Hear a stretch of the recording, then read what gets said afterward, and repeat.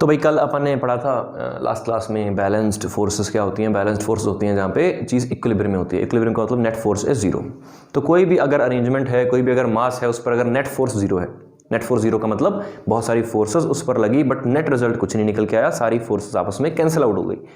तो वैसे केसेस को बोलते हैं बैलेंस्ड फोर्सेस या इक्विलिब्रियम। ओके, तो अब अपने को क्या करना है, कुछ एग्जांपल सॉल्व करने हैं। तो जैसे पहला एग्जांपल अपन देखते हैं तो क्या सिचुएशन है कि एक छत है, सीलिंग है, उसके साथ एक दीवार है, एक स्ट्रिंग यहाँ लगी हुई है, एक स्ट्रिंग यहाँ लगी हुई है। ये जो स्ट्रिंग है ये थोड़ी इंक्लाइंड है और ये दोनों स्ट्रिंग के साथ बीच में एक मास अटैच्ड है जिसका मास है m। तो द क्वेश्चन इज कि find the tension in the strings. String 1 में और स्ट्रिंग 2 में जितनी भी स्ट्रिंग्स मेरे को डायग्राम में दिख रही हैं, जैसे कि नेक्स्ट एग्जांपल में अपने पास 3 स्ट्रिंग्स होंगी, 1, 2 और 3। तो situation is find the tension in the strings. अब टेंशन ढूंढने को बोला गया है तो मास मुझे गिवन है और मास वाली फोर्स फिक्स होती है जो वेट होती है mg। टेंशन की सिचुएशन क्या रहती है कि भाई tension according to the given situation कुछ भी आ सकती है। टेंशन और नॉर्मल डायरेक्शन का मैग्नीट्यूड फिक्स नहीं होता। तो अपने को निकालना है कि भाई इस मौके पर इन स्ट्रिंग्स में कितनी टेंशन अपने पास है। ओके, तो अपन इसको सॉल्व करते हैं। तो देखा जाए तो भाई इसमें क्या करा जाएगा, पहले इस मास को अपन पूछते हैं कि भाई तेरे पे बता क्या क्या फोर्सेस लग रही हैं। तो ये मास हमें क्या बताएगा, तो मास अपनी सराउंडिंग में देखेगा तो मास बोलेगा कि भाई मैं m मास हूं तो मेरे पर एक तो लगना चाहिए वेट, और वेट की डायरेक्शन लेगी वर्टिकली डाउनवर्ड्स, पहली फोर्स हो गई। दूसरा फिर ये मास देखेगा क्या मैं किसी के कॉन्टैक्ट में हूं, तो वहां से आती है नॉर्मल फोर्स। और फिर वो मास देखेगा क्या मैं कहीं पर किसी स्ट्रिंग के साथ अटैच्ड हूं, अगर हूं तो उस स्ट्रिंग ने मेरे पर क्या लगाया होगा, टेंशन नामक एक फोर्स लगाया होगा। तो इस m का अगर मैं डायग्राम बनाऊं, इस m को अगर मैं सॉल्व करता हूं तो m पर जो फोर्सेस आएंगी, एक नीचे को आएगा वेट जिसकी वैल्यू हो जाएगी mg। ठीक ना, स्ट्रिंग 1 जहां पर कनेक्टेड है क्या करेगी, पुल करेगी, because tension is a pulling force. तो इस स्ट्रिंग ने इस मास को यहां से पकड़ा और पुल करा तो इस तरफ जाएगी एक फोर्स जिसका नाम क्या होगा, T1, that means tension in string 1। Now the other string is attached at the top, but ये सीधी नहीं जा रही, टेढ़ी जा रही है, तो जो टेंशन होगा वो होगा इस डायरेक्शन में। इस स्ट्रिंग ने इस मास को टेढ़ा पुल करा तो उसका जो डायग्राम बना अपने पास वो इस तरफ बना T2। नाउ इसके अलावा कोई भी फोर्स इस मास पर नहीं लगना। अब 3 फोर्सेस लगी और ये मास इक्विलिब्रियम में है, मास ये कहीं जा नहीं रहा, तो मैं क्या करूंगा, मैं इन फोर्सेस को बैलेंस कर दूंगा। बैलेंस का मतलब सबको काट पीट के जीरो कर देना है। तो सॉल्व कैसे करा जाए। Now according to the given situation अपन क्या करते हैं, फोर्सेस को रिजॉल्व करते हैं। फोर्सेस को रिजॉल्व करने का मतलब अगर ये मेरे पास एंगल ये वाला थीटा था तो ये एंगल भी कितना बनता, थीटा बनता। तो इन फोर्सेस को जब मैं रिजॉल्व करता हूं और साइड पे लेके आता हूं तो मेरे पास इधर बनता है कि नीचे को लगा mg, इधर को लगा T1, इधर ऊपर को जाएगा इस टेंशन का component which will be T2 cos theta, और इस तरफ ये जाएगा T2 sin थीटा। अपन ने क्या करा, परपेंडिकुलर डायरेक्शन में सारी फोर्सेस को ब्रेक कर दिया। अब सबको कटना है तो क्या हुआ होगा, ये फोर्स इसके बराबर रहा होगा और ये फोर्स इसके बराबर रहा होगा, तो इसने इसको कैंसिल कर दिया, उसने उसको कैंसिल कर दिया, नेट फोर्स जीरो आ गई। तो पार्टिकल ने बोला जी मैं तो इक्विलिब्रियम में हो गया। ठीक, तो सॉल्व कैसे करें, सॉल्व ऐसे करें कि सबसे पहले मेरे को थीटा गिवन है तो इस थीटा की मेरे को कोई ट्रबल नहीं है, दिस थीटा इज नोन। तो अननोन्स क्या है, T1 और T2। तो मेरे को किसी भी तरीके से T1 और T2 की वैल्यू पता करनी है। mg की वैल्यू मेरे को पता है, वो मास भी मुझे क्वेश्चन में गिवन था। ठीक, तो मैं लिख सकता हूं कि जो mg है, mg बराबर होगा किसके, T2 cos थीटा। तो यहां से T2 की वैल्यू मेरे पास कितनी निकल के आई, mg बाय cos थीटा। लो जी,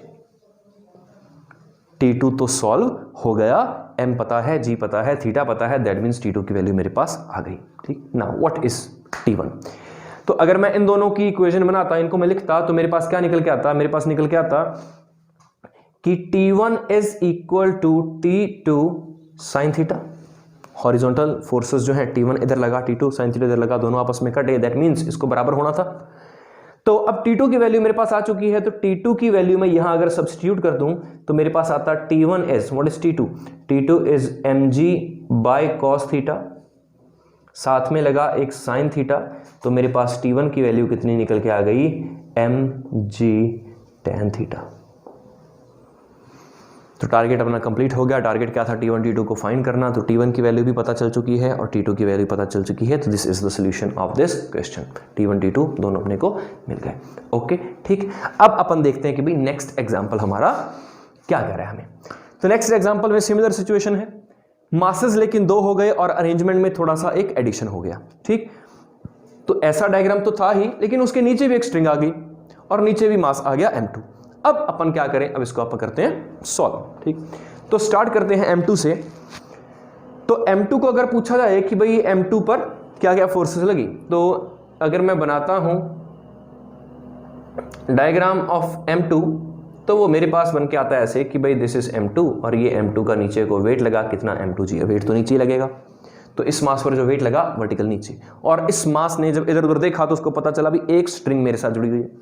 वो स्ट्रिंग कैसी है, वो स्ट्रिंग ऐसी है, बिल्कुल स्ट्रेट वर्टिकल। तो यहां पर वो स्ट्रिंग कनेक्टेड है, तो इस स्ट्रिंग ने यहां से इस पॉइंट से इस मास को क्या करा, पुल करा, because tension is a pulling force.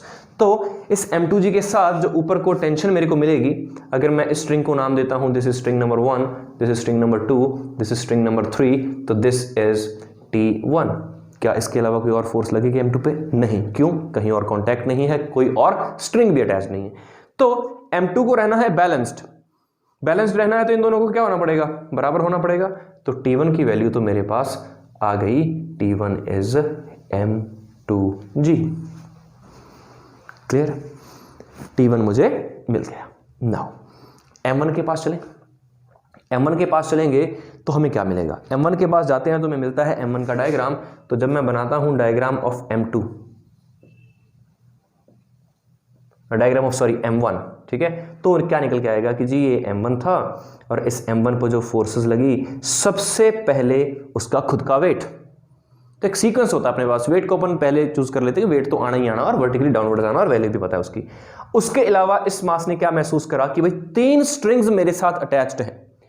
एक स्ट्रिंग यहां अटैच्ड है, इधर पुल करेगी T2, एक स्ट्रिंग यहां अटैच्ड है, ये इधर पुल करेगी इंक्लाइन टेढ़ा, ठीक है। तो इधर को आ गया क्या, T3, और एक और स्ट्रिंग है जो अटैच्ड है, और वो स्ट्रिंग कौन सी है, ये वाली, और ये स्ट्रिंग कहां है, यहां। तो इसने यहां अटैच होके इस मास को पुल करा। String will always pull on the particle to which it is attached. तो यहां से नीचे की तरफ मेरे पास एक और चीज आएगी जिसका नाम क्या होगा, T1। Now what, again the particle is balanced, तो सारी फोर्सेस पर बैलेंस होनी चाहिए। तो ये जो 1, 2, 3 और 4, ये 4 वेक्टर्स आपस में जब ऐड हों तो आंसर 0 निकल के आए। तो what will we do, again break कर देंगे फोर्सेस को। तो फोर्सेस को ब्रेक करा गया तो अपन ने क्या करा, सारी फोर्सेस को हॉरिजॉन्टल में और वर्टिकल में ब्रेक कर दिया। तो मेरे को जो दिखा वो ये होगा, नीचे को आएगा m1g और T1, और T1 की वैल्यू तो मुझे ऑलरेडी पता है, T1 की वैल्यू कितनी है, m2g। तो मैं यहां पर इसी के साथ इसको ऐड कर देता हूं कि नीचे को जो फोर्स लग रही थी वो थी m1g प्लस T1, और T1 की वैल्यू क्या, m2g। तो बेसिकली मैं इसको बोल सकता हूं m1g प्लस m2g। तो this is the total downward force on particle m1, ठीक। नेक्स्ट, अब ये टेंशन इधर को लगी, ये टेंशन कितनी है, T2, और इसको जब मैं ब्रेक करूंगा तो थीटा फिर से ये है, तो वर्टिकल ये वाला जो एंगल बनता ये फिर से थीटा बनता। तो इधर जो मेरे पास चीज निकल के आएगी, क्योंकि ये थीटा है तो इधर आएगा T3 cos थीटा, और इधर आएगा क्या, T3 sin थीटा। फिर से क्या करें, बराबर कर दें सबको। तो जो वर्टिकल वाले हैं वो आपस में सॉल्व होंगे, दैट मीन्स ये इसके बराबर होगा और ये इसके बराबर होगा, एग्जैक्टली जैसे अपन ने फर्स्ट एग्जांपल में करा। तो मेरे पास जो वैल्यू निकल के आई वो निकल के आई कि जो T3 होगा वो कैसे निकलेगा, T3 cos theta vertically upwards. तो T3 cos theta is balanced with what, m1 plus m2g। तो from here I get the value of T3 which is m1 plus m2g whole divided by cos theta. T3 की value आ गई, T1 की value पहले आ चुकी थी, एक बचा T2। T2 कहां से आएगा, यहां से हॉरिजॉन्टल पे। तो towards the left there is a force T2, towards the right there is a force T3 sin theta, they must be equal to each other to cancel out. तो जो बना इक्वेशन वो बना T2 is equal to T3 sin theta. Again T3 मुझे पता है तो इस T3 को लाके मैंने यहां रखा, तो T2 की वैल्यू कितनी निकल के आई, m1 plus m2 g over cos theta into sine theta, तो T3 का आंसर हो जाएगा M1 plus M2 g tan theta. 3 strings, तीनों की टेंशन हमने पता कर दी। तो ये क्या थे? ये थे 2 एग्जाम्पल बैलेंस्ड फोर्सेस के। ठीक है, now let's have some other examples. Next example में हमारे पास अभी 2 ब्लॉक्स हैं M1 and M2, they are placed on ground and they are in contact with each other. तो ये ब्लॉक क्या है? रेस्ट कर रहे हैं। तो ग्राउंड है, ग्राउंड के ऊपर एक डिब्बा रखा गया, उसके ऊपर एक और डिब्बा रखा गया। तो ये तो अंडरस्टूड है कि ये तो बैलेंस्ड होगा, ये कहीं नहीं जाएंगे। ठीक है, अगर ये कहीं नहीं जा रहे, इट इज एन इक्विलिब्रियम, तो हर ब्लॉक पर फोर्स क्या होगी? बैलेंस होगी। तो अपन इसको सॉल्व करेंगे तो M1, let's first draw for M1। तो जब इसका अपन बनाएंगे आंसर तो हमारे पास निकल के आएगा फॉर M1 कि M पर अगर विचार करा जाए कि M1 जो है वो क्या क्या फोर्सेस एक्सपीरियंस कर रहा है, तो M1 से पूछा गया तो उसने सबसे पहले किसका नाम लिया? वेट का। उसने बोला वेट तो जी लगेगा, क्यों? मेरे पास मास है। और वेट लगेगा कैसे? वेट लगेगा वर्टिकली डाउनवर्ड्स, तो नीचे को एक फोर्स लगी M1 जी। फिर उस ब्लॉक ने अपने चारों तरफ नज़र घुमाई और देखा कि भाई क्या मैं किसी के साथ कांटेक्ट में हूँ या मैं किसी स्ट्रिंग के साथ अटैच्ड हूँ। तो स्ट्रिंग तो कोई मेरे को नज़र आ नहीं रही इस क्वेश्चन में, बट M1 के नीचे एक ब्लॉक है जो कांटेक्ट में है, और कांटेक्ट वाली फोर्स क्या होती है? पुशिंग फोर्स होती है। तो M2 ने M1 को पुश करा, तो M1 ने एक्सपीरियंस करा एक नॉर्मल रिएक्शन, इसको मैं नाम दे रहा हूँ N। इसके अलावा तो M1 पर कोई फोर्स नहीं लगा। तो हुआ क्या? क्योंकि इसको बैलेंस होना था तो ये दोनों को आपस में बराबर होना पड़ेगा। तो N की वैल्यू मेरे पास आ गई M1G। M1G।